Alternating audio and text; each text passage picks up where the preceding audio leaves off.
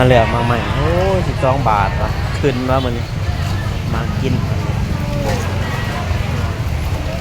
เกตผลไม้มันขึ้น12 บาทนะครับทำ10 บาทจัดได้ละเอาผมมีเงิน2 บาทอันนี้ก็เป็นตะกินอันนี้ร้านนี้ร้านโซนไปซื้อมากันมักบาบพับพับงาน12 บาทเอาไปเอาลูกละ10 บาทมาลูก20 บาทครับ นี่นะลูกละ10 บาท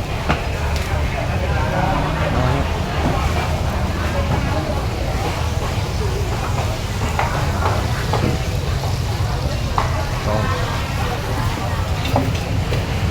ที่นี่หรือว่าโซน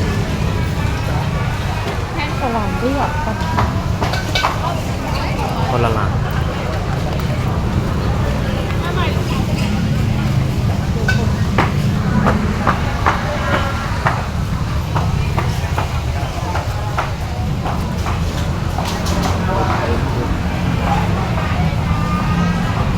ับเนาะนี่ลูก10 บาทนะ